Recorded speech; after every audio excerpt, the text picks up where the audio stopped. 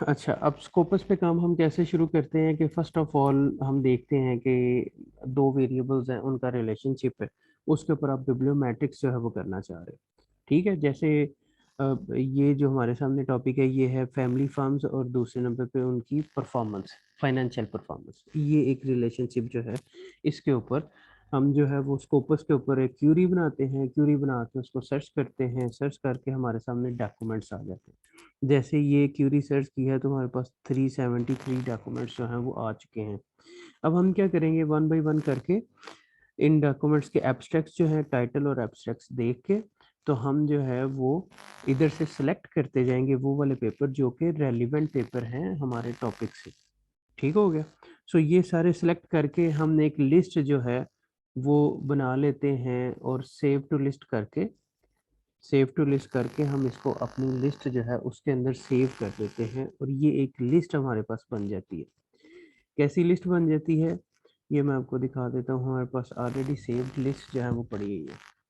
So we have this list, ये एक list है जिसमें 233 डॉक्यूमेंट्स हैं। ये अगली लिस्ट है उसमें 157 डॉक्यूमेंट्स हैं। अब ये लिस्ट जो है ये क्या था, पहले इसके ऊपर हमने दो वेरिएबल्स के ऊपर क्यूरी बनाई, उसको स्कोपस पे सर्च किया, सर्च करने के बाद रेलिवेंट डॉक्यूमेंट्स एब्स्ट्रैक्ट और टाइटल देख के रेलिवेंट डॉक्यूमेंट फाइनल किए और रेलिवेंट डॉक्यूमेंट फाइनल करके तो हमने लिस्ट को सेव कर लिया और ये 157 डॉक्यूमेंट्स। अब जब ये लिस्ट हमारे सामने आ गई तो इसको फिर हमने एक्सपोर्ट किया CSV फाइल के तौर पे। ये हमने एक्सपोर्ट कर दिया। अब हमारे पास ये रेलिवेंट डॉक्यूमेंट्स की CSV फाइल जो है वो हमारे पास आ गई। ये वाली फाइल हमारे पास आ गई CSV। तो स्कोपस 19। अब इसके ऊपर हमने एनालिसिस करना है ऑन फ्रॉम अवर सॉफ्टवेयर। तो वो एनालिसिस जो है वो वॉसव्यूअर करेगा। सॉफ्टवेयर वेयर इज, अच्छा जी, वॉसव्यूअर जो है उसको ओपन करके ये जो स्कोपस की फाइल जो हमने डाउनलोड की है इसको हम अपलोड करेंगे उसमें।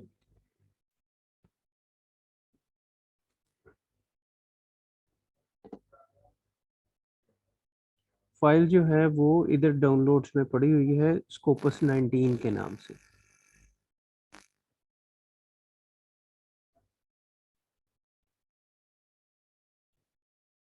स्क्रीन शेयर्ड है ना हमारी? Yes sir. हम्म। जी सर, शेयर। अच्छा जी, नाउ ये सॉफ्टवेयर जो है वो ओपन हो गया। ये सॉफ्टवेयर जो है वॉसव्यूअर ये फ्रीली अवेलेबल है, गूगल पे अवेलेबल है। अब वॉसव्यूअर को सर्च करेंगे, इसकी कॉपी जो है डाउनलोड कर लेंगे, ये मिल जाएगा आपको। सो ये what I have done, software open हुआ, क्रिएट के ऊपर मैंने क्लिक किया और ये सेंटर वाला ऑप्शन जो है इसको मैंने चेक किया, create a map based bibliographic data. Next पे टिक किया, उसके बाद नेक्स्ट, एंड देन ये हमारे सामने ये डिफरेंट ऑप्शंस आ गए कि आप जो है वो फाइल, अब चूंकि हमारी स्कोपस की फाइल है तो स्कोपस और इधर से हमने उसको पाथ प्रोवाइड करना है जिधर वो फाइल हमारी पड़ी हुई है। तो फाइल हमारी पड़ी हुई है डाउनलोड्स में और स्कोपस 19 के नाम से है। ये हमारी फाइल आ गई भाई। ओके, और इसको हमने नेक्स्ट किया।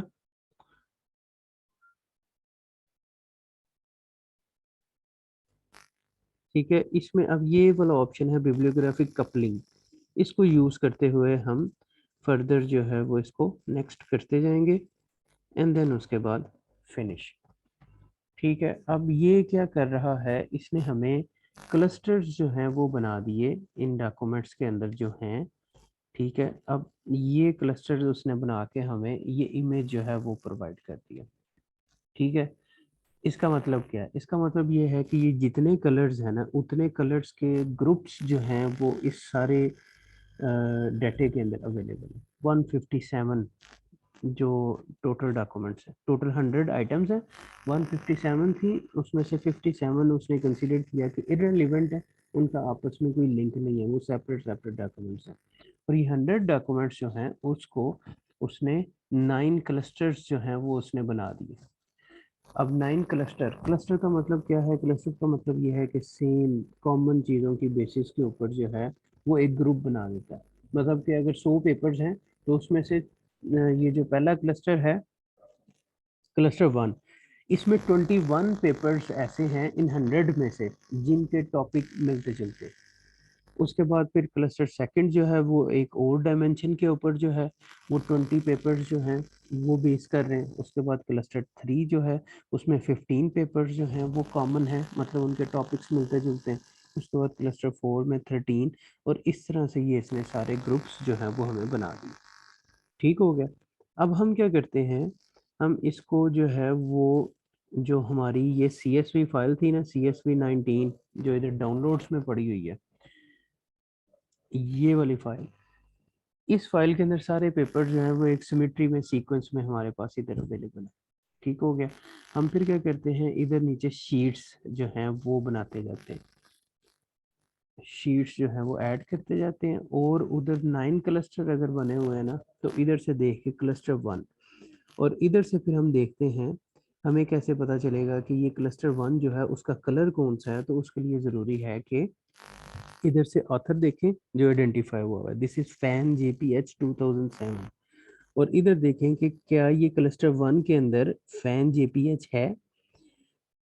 ये अल्फ़ाबेटिकल ऑर्डर में है, तो यू कैन इजीली आइडेंटिफाई कि वो जो ऑथर वो इसमें है कि नहीं। अब इसमें ये नहीं है फैन JPH, क्योंकि एफ नहीं है इसमें। ओके, सो ये वाला कलर नहीं है, इसका कलर जो है वो ये हो सकता है। अच्छा, इसको थोड़ा सा ना सिंप्लीफाई कर लेते हैं, ये क्लस्टर ज़्यादा बने, 9 क्लस्टर हैं, इनको थोड़ा सा रिड्यूस कर लेते हैं ताकि हमें उसकी आइडेंटिफिकेशन करने में आसानी हो जाए।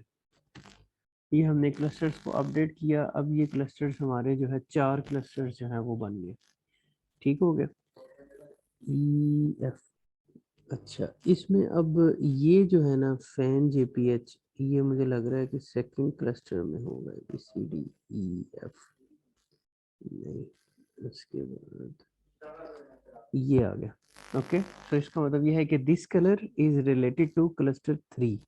ओके, और ये जो ग्रीन है, ग्रीन वाला, इसमें से कुछ नाम जो आइडेंटिफाइड है जैसे एंड नोवो, एंड नोव और किम, इसको देख लेते हैं ये कौन से क्लस्टर में है।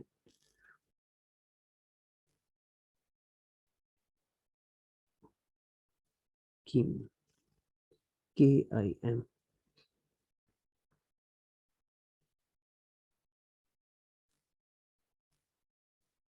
ये किम आ गया। इसका मतलब ये है कि ये जो ग्रीन वाला है दिस इज क्लस्टर 2। सो हम फिर क्या करते हैं, ये एक्सेल की फाइल जो है इसमें नीचे क्लस्टर्स जो हैं उनके नाम और नंबर अटैच करके फिर 1 बाय 1 करके, अब इसमें इधर से आप जो है वो आइडेंटिफाई होता जाता है कि वेनिस है, उसके बाद बर्कमैन है। हमारी जो पूरी एक्सेल की फाइल है ये वाली, इसमें हमारे जो ऑथर्स हैं, these are the authors. First of all आप इसको जो है वो करके फ्रीज करते हैं टॉप पेन्स।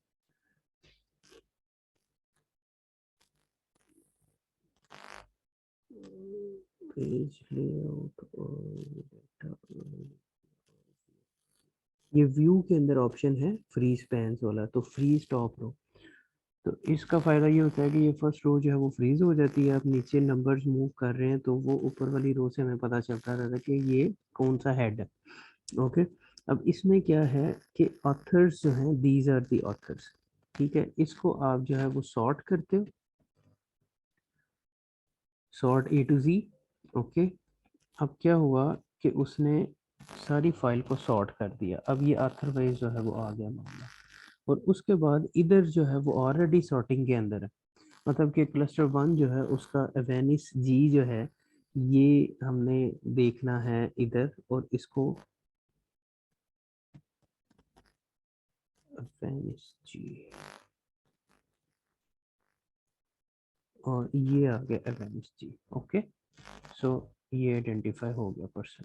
अब ये जिस क्लस्टर में है इसको इधर से हम उठा के कंट्रोल X कर लें तो ये इधर से रिमूव हो जाएगा, कंट्रोल C करेंगे तो ये कॉपी हो जाएगा। सो उधर से उठा के हमने इधर एक्सेल की शीट जो है उसके दूसरे जो मतलब क्लस्टर था, रेड से दिस इज रेड क्लस्टर 1। ठीक है, तो उसको हम जो है वो बनाते जा रहे हैं। तो इस तरह से करके क्या होता है कि हम इस सॉफ्टवेयर के इस शेड्यूल के मुताबिक कि जनाब क्लस्टर 1 में ये पेपर्स हैं, हम अपनी सारी फाइल्स में से फर्स्ट ऑफ ऑल तो ये ग्रुपिंग जो है वो सेपरेट करते हैं जो सॉफ्टवेयर ने आइडेंटिफाई की हुई है। ठीक हो गया। जब ये ग्रुपिंग सेपरेट हो जाती है तो फिर अगले स्टेप पे हम क्या करते हैं, अगले स्टेप पे हम, मैं आपको दिखाता हूँ कि जब पहले स्टेप पे ये ग्रुपिंग हो जाए तो उसके बाद क्या होता है। हमारे पास फाइल है, हम ऐसे सेपरेट सेपरेट कर लेते हैं, red cluster, green cluster, blue cluster. ठीक है। सो ये जो डाटा आपके सामने है इसमें 3 क्लस्टर्स ही बने थे। ठीक है, ये सारी फाइल थी, उधर से डाटा कट कट पेस्ट करके तो हम इधर पेस्ट करते गए और हमने फर्स्ट ऑफ ऑल जो सॉफ्टवेयर ने आइडेंटिफिकेशन की थी उसके मुताबिक जो है वो हमने 3 ग्रुप्स में सेपरेट कर लिए। उसके बाद फिर क्या होता है, उसके बाद फिर हम ये जो ऊपर एब्स्ट्रैक्ट है, ठीक है, इस एब्स्ट्रैक्ट को रीड करते हैं। एब्स्ट्रैक्ट को रीड करके हम उसके बाद फिर जो फाइंडिंग्स हैं पेपर की उसको बोल्ड कर देते हैं। जैसे इधर देखें, we find a significant positive association. बाकी पीछे क्या है उससे फर्क नहीं पड़ता, कितनी कंपनी थी, किस कंट्री में हुआ, वो सारा कुछ मैटर नहीं करता। वी फाइंड ए सिग्निफिकेंट या results of the study identified that, इस तरह की जो चीजें हैं, सिर्फ results, results are consistent with stakeholder theory. So इस तरह की चीजें जो हैं उनको हम बोल्ड कर देते हैं जिनका ताल्लुक रिजल्ट्स के साथ है। ठीक है, जैसे अब ये दूसरी देखें, इधर उसने बताया in addition to the size and activity of board of directors and नहीं, level of independence and diversity of board of directors which interact with dummy variables representing the economy's litigation risk regarding environmental behavior and institutional macro context of organizations country origin। so ये findings जो है उसको bold कर दिया गया इधर। the composition and characteristics of board of directors is crucial to corporate transparency और corporate transparency regarding sustainability is directly linked to independence and diversity of directors। ठीक हो गया। तो बेसिकली फाइंडिंग्स के अंदर उसने जो टॉपिक था पेपर का, उसका उसने रिजल्ट बताया होगा कि ये दो वेरिएबल्स के रिलेशनशिप पॉजिटिव हैं, सिग्निफिकेंट हैं, ये चीज़ हमें इनसिग्निफिकेंट फील हुई है। सिर्फ उस चीज़ को बोल्ड करना है, ये आपके राइटअप के दरमियान आपको ये काम आनी है।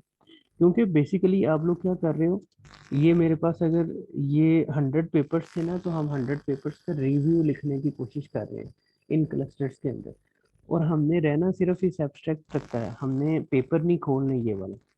ठीक है, ये सारे पेपर्स हैं, ये टाइटल जो सारे दिए हुए हैं, तो हमने सिर्फ जो है वो एब्स्ट्रैक्ट्स जो हैं उनके अंदर उनकी फाइंडिंग्स को बोल्ड करना, वेरिएबल्स कौन से यूज हुए हैं उसके अंदर और फाइंडिंग्स को बोल्ड करना।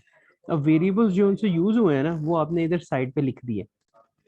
ठीक है, ये हर पेपर के एब्स्ट्रैक्ट पढ़ के तो मैंने वेरिएबल्स जो है वो साइड पे जो है वो लिख दिए। This is basically variables. ठीक हो गया। अब ये वेरिएबल सारे लिख दिए, वेरिएबल सारे लिखने के बाद फिर मैं एक तरह के वेरिएबल्स का एक ग्रुप बना देता हूँ, जैसे मैंने ये बनाया हुआ। ठीक हो गया। अब ये ग्रुप जो सारा बना हुआ है इसका मतलब इसमें इंडिपेंडेंस जो है ना वो डोमिनेट कर रही है, और ये बोर्ड करेक्टरिस्टिक्स रेलिवेंट एक्टिविटी है, उस पूरे ग्रुप को मैंने एक हेडिंग जो है वो अलॉट कर दी। ओके, एंड देन उसके बाद फिर नेक्स्ट जो है वो मामला शुरू हो गया, CEO and chief executive characteristics. इसके अंदर भी हमने ऐसे ही किया कि उधर से एब्स्ट्रैक्ट जो है वो पढ़े हमने। ठीक है, this is the abstract, abstract पढ़ा, उसको हाईलाइट किया, वेरिएबल्स देखे, इधर से बोल्ड कर दिया रिजल्ट उसका, और इधर हमने उसके वेरिएबल जो है ना वो हमने एंटर कर दिया, और आखिर में फिर हमने ये सीईओ करेक्टरिस्टिक्स वाले, ये देखें ये सारों के अंदर सीईओ डोमिनेट कर रहा है। ठीक है, तो सीईओ करेक्टरिस्टिक्स वाले पेपर हमने इकट्ठा एक ग्रुप बना दिया और उसको एक हेडिंग दे दी। उसके बाद फिर ये एग्जेक्टिव करेक्टरिस्टिक्स है। ठीक है, इनके भी इसी तरह ही एग्जैक्टली एब्स्ट्रैक्ट्स जो है वो हमने पढ़े, रिजल्ट्स जो है उनको बोल्ड किया जो रिजल्ट्स थे, और उसके जो वेरिएबल्स थे जिनके ऊपर उसने डिस्कस किया हुआ वो सारे हमने इधर साइड पे जो है वो लिख दिए, और उसके बाद आखिर में हमने उसको एक जो है वो ग्रुप का नाम दे दिया। ठीक है, कैटेगरी अलॉट कर दी। सो इस तरह से करके ये सारी शीट जो है वो हमारी रेडी हो गई है। और इसके बाद अगला स्टेप इस सारे प्रोसेस के अंदर ये है कि हम इसको जो है वो एक्सप्लेन करना शुरू करें। ये अभी तक जो सारी एक्टिविटी है ये क्यों की है, ये इस वजह से की है कि हमने 100 प्लस पेपर्स जो है ना उनको हमने रिव्यू करना है। तो रिव्यू करने के लिए फिर हमने ये देखना है कि उनमें ग्रुपिंग्स किस तरह से बनी हुई हैं, कौन कौन सी डायमेंशंस उन्होंने डिस्कस की हुई हैं। उसके लिए फिर ये ज़रूरी था कि हम एक पूरी एक्सेल की शीट के अंदर इस तरह से उनकी कैटेगराइजेशन और डिफरेंट ग्रुपिंग्स जो है ना वो कर लें। और उसके बाद हम स्पीडीली इसको लिख लें, क्योंकि अगर आप ये 100 पेपर वन बाई वन करके ओपन करोगे और उसके बाद उसको देख के कुछ लिखने की कोशिश करोगे तो देन जो है वो मामला जो है वो लेट, बहुत ज़्यादा टाइम उस पर स्पेंड होगा। तो हमने इतना टाइम स्पेंड नहीं करना, हमने जो है वो जो इंफॉर्मेशन एब्स्ट्रैक्ट के अंदर अवेलेबल है, जो ये इंफॉर्मेशन है, बस this is the information which I can get from this paper, मैंने ये सपोज करके जो है वो चलना। ठीक है, तो इस इंफॉर्मेशन को यूज करते हुए मैंने इसको रिव्यू कर लिया।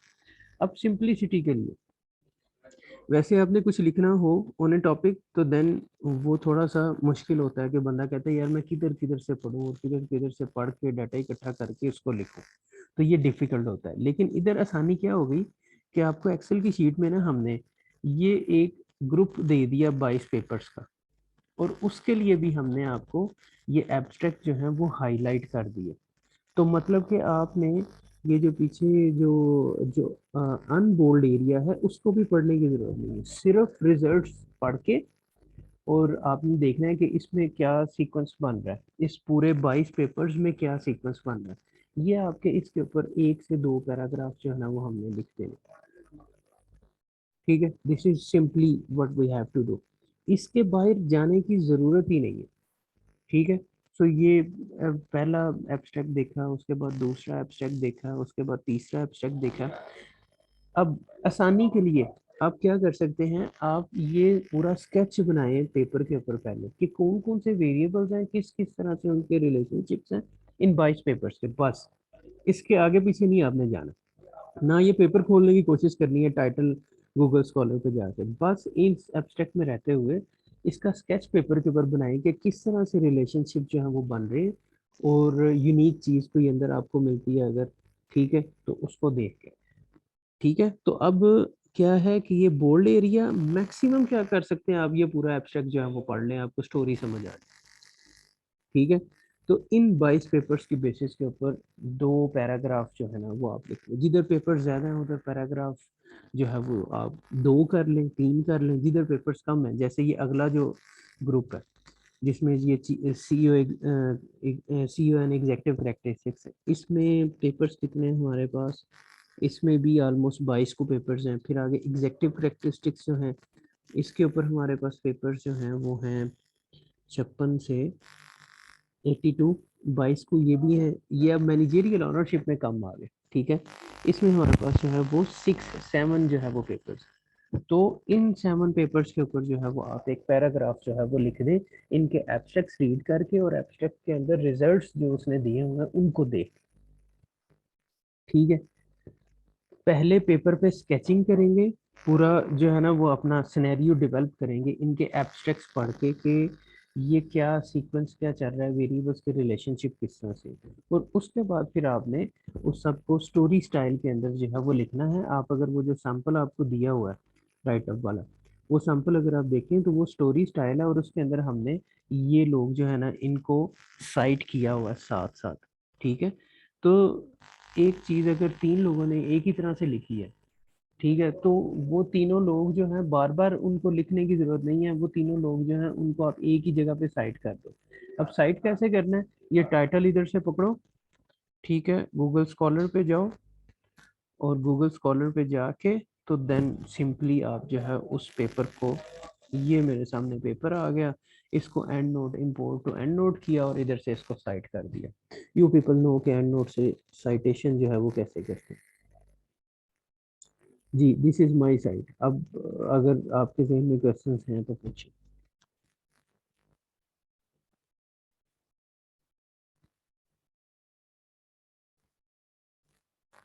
जी भाई।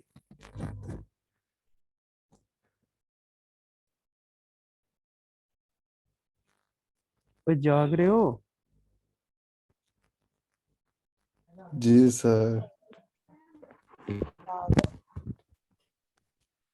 विदा समझ आई दो है आपको? दफा खिलो।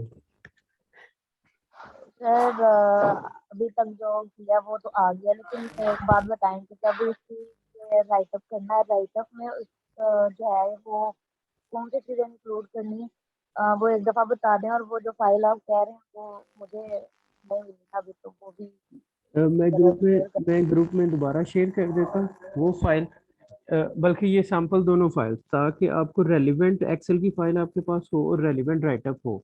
ठीक है, तो देन यू कैन अंडरस्टैंड के उसको जो है वो कैसे हमें करना है। अब मैं सिंपली आपको जो है ना वो इधर दिखा देता हूँ कि ये देखें, ये हम डिस्कस कर रहे थे, दिस वाज द थिंग, और इसके अंदर सबसे पहला पोर्शन था बोर्ड करेक्टरिस्टिक्स। ठीक है,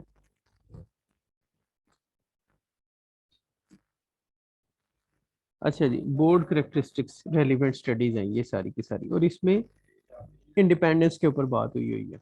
ये मुझे कैसे पता चला इंडिपेंडेंस पे बात हुई है? एब्स्ट्रैक्ट जो है ये हाईलाइट हुआ हुआ, ठीक हो गया, इसके रिजल्ट्स हाईलाइट हुए हैं, तो मुझे पता चला कि ये इंडिपेंडेंस जो है उसको डिस्कस कर रहा है।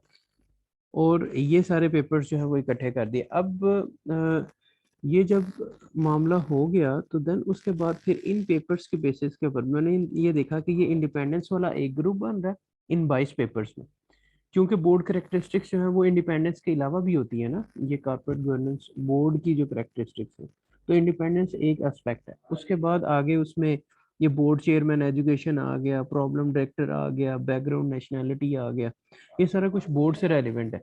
तो फिर मैंने क्या किया, इनके 2-3 ग्रुप्स बना के तो मैंने इसको जो है वो इधर राइटअप के अंदर ले आया। ठीक है, अब इसके अंदर जो है वो उधर आपको साइटेशन, ये जो लिखा हुआ है ना इधर 807 साइटेशन, ये साइटेशन जो है ये इधर एक्सेल की फाइल के अंदर भी अवेलेबल है।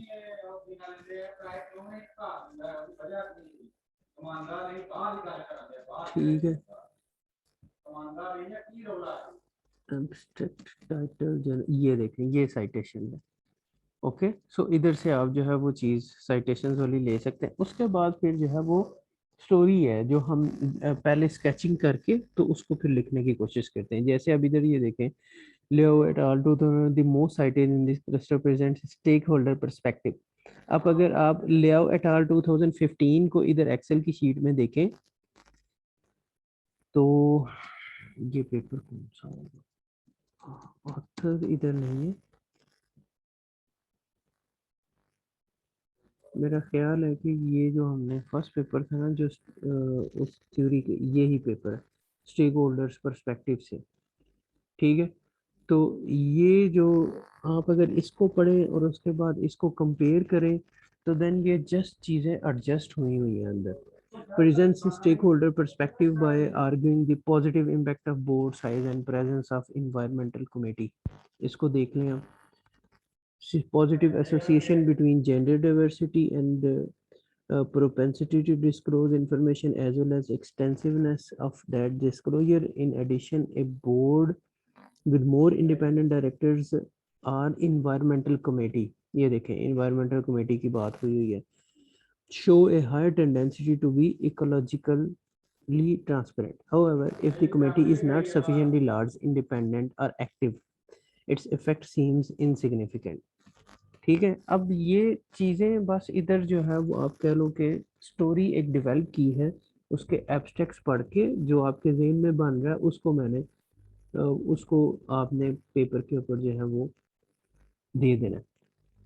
ठीक है, देन उसके बाद फिर उसको इम्प्रूव फर्दर किया जा सकता है। तो अभी राइट गलत के चक्कर में पढ़ने की बजाय अभी हम सिर्फ लिखेंगे, ठीक है, और उसके बाद उसको अगले स्टेप के ऊपर हम इम्प्रूव करेंगे। Committee with board independence and activity of environmental committee on voluntary disclosure of greenhouse gases disclosure which consequently result in creating value for all stakeholders। आगे दूसरा author Latif at all argued that environmental disclosure are influenced by board diversity। ये अगला paper शुरू हो गया, ठीक हो गया। फिर institutional investors are important in, मतलब कि अब राइटअप के दरमियान में एक चीज़ का हम ख्याल रखते हैं कि जब एक पैराग्राफ शुरू कर रहे हैं ना तो उसका एक स्टार्टिंग पोर्शन होता है ठीक है, उसके बाद उसका एक मिडल पोर्शन होता है, ठीक है, और उसकी क्लोजिंग होती है। तो जो हम स्टार्टिंग करते हैं वो उस कंसेप्ट की जनरल बात जो है उससे शुरू करते हैं, और उसके बाद जो सेंटर वाला पोर्शन होता है उसके अंदर हम स्पेसिफिक बात करते हैं, और क्लोजिंग जो होती है उसको हम जो है वो आप कह लें कि उसी की फाइंडिंग्स या उसके ऊपर क्लोजिंग हम जो है वो कर रहे होते हैं उसी एरिया के ऊपर। ठीक है, तो ये इस तरह से करके हर पैराग्राफ जो है उसका स्टार्टिंग पोर्शन है, उसका मिड पोर्शन है, और उसकी क्लोजिंग है। इस चीज़ का ख्याल रखते हुए जो आपको समझ आती है उन एब्स्ट्रैक्ट्स को पढ़ के उसको आपने लिखना शुरू कर देना।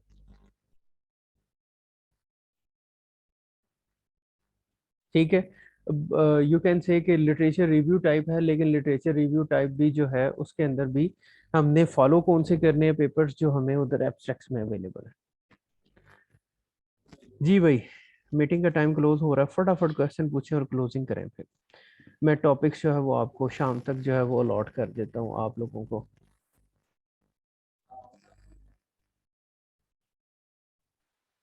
जी सर जी क्लियर है, बाकी फिर अगर कोई मसला हल होगा तो। हाँ जी, ये आप करेंगे, साथ साथ आपको मसाइल आएंगे तो you people can ask in the group. ठीक है, तो मैं पर्सनली रिस्पॉन्ड कर दूंगा इस ग्रुप में जो है वो जो भी मसाइल होंगे। ठीक है जी भाई, बाकी लोग जो हैं आमना और इरहा और कुरातुलैन, भाई ये जो है ना वो आप लोगों को इसको ज़्यादा सीरियस लेना होगा, क्योंकि रिदा जो है वो तो ऑलरेडी राइटअप है उसका।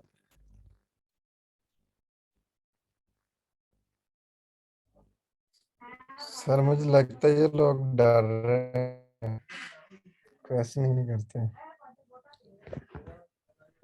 क्वेश्चनिंग यार, मैंने इस तरह का इन्वायरमेंट तो ना क्लास में कभी रखा है और ना वैसे, डरने वाली कोई बात तो नहीं है।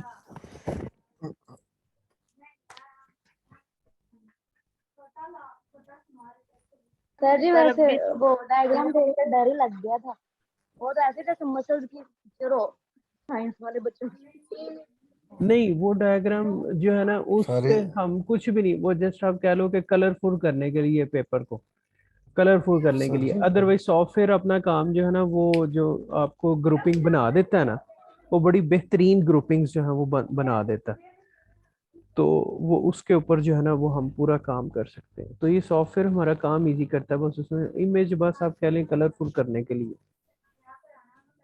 सर इजी सा ही काम है, कोई इतना मुश्किल तो है। बस थोड़ा सा समझने की जरूरत है इस चीज को, जब समझ आ जाए तो फिर चल सो चल, कोई मसले वाली बात ही नहीं। हाँ, जी भाई, कुरतुलैन बच्चे, जी सर। हाँ जी ठीक है, समझ आ गई। ठीक है। चलो, समझ यार आ जाती है इन लोगों को प्रॉपर। आमना, जी सर, अभी तो आ गई है समझ, लिखेंगे तो पता चलेगा। ठीक हो गया बेटे। राइटअप का सिंपल असूल है, आप लोग जो है वो आगे भी आपने अपना काम किया, ठीक है। राइटअप का सिंपल असूल ये है कि हमने सही गलत के चक्कर में नहीं पढ़ना, बस लिखना है, ठीक है। और पहली स्टेज के ऊपर परफेक्ट लिखने की कोशिश नहीं करनी, इस चीज़ की टेंशन नहीं लेनी कि ये मेरी ग्रामर नहीं सही आ रही, या ये मुझसे लिखा नहीं जा रहा, ये क्या। जो समझ आती है उन एब्स्ट्रैक्ट्स को पढ़ के आप लोगों को मैं शीट्स जो है वो सेंड कर दूंगा आज शाम तक, ठीक है। उन एब्स्ट्रैक्ट्स को पढ़ के जो समझ आती है उसको जो है वो आप पेपर के ऊपर लिख दो। और जो स्टार्टर्स होते हैं उनके लिए बेहतर ये होता है कि पहले वो विद ए पेंसिल पेपर के ऊपर लिखें, पहले आप स्केचिंग कर लो उसकी, उसके बाद पेपर के ऊपर वो स्टोरी लिखो, उसके बाद उसको टाइप करो। जो टाइपिंग वाला काम है ना, ये एक्सपीरियंस लोग डायरेक्ट करते हैं, अदरवाइज माइंड जो है, साइकोलॉजी भी यही कहती है कि माइंड जो है वो आपको ज़्यादा कोऑपरेटिव होता है जब आप पेपर के ऊपर पेंसिल से लिखना शुरू करते हैं, ठीक है। तो राइटअप के लिए ज़रूरी है कि विद अ पेन आप किसी पेज के ऊपर लिखें और उसके बाद उसको टाइप कर लें, फिर आहिस्ता आहिस्ता आप डायरेक्टली जो है वो टाइप करना शुरू हो जाओ, ठीक है। इरहा बच्चे, चैट में रिस्पॉन्स करो ज़रा। एवरीथिंग ओके, कोई क्वेश्चन तो नहीं है आपका?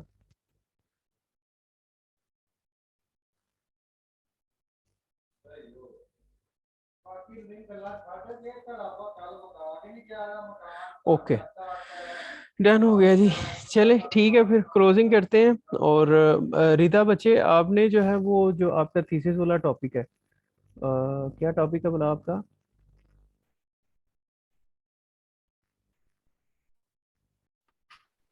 Sustainability innovation disclosure. sustainability हाँ, सस्टेनेबिलिटी, डिस्क्लोजर एंड इनोवेशन। बच्चे आपने उसके ऊपर